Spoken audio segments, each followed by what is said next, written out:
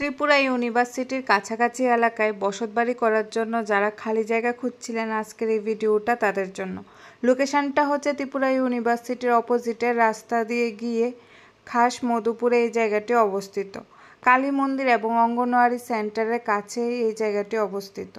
আগরতলা সাবরুম জাতীয় সড়ক এবং এই ইউনিভার্সিটি থেকে প্রায় 800 মিটার দূরত্বে জায়গাটি অবস্থিত। জায়গাটি পিচ রাস্তার পাশেই অবস্থিত। পিচ রাস্তার পাশে জায়গাটি অবস্থিত হওয়াতে জায়গাতে যে কোনো গাড়ি অনায়াসে প্রবেশ করবে। এখানে মোট 10 গন্ডা জায়গা আছে। জায়গাটা সলিড জায়গা, জায়গাটাতে মাটি ফেলতে হবে না। এই জায়গাটা বসতবাড়ি করার জন্য উপযুক্ত।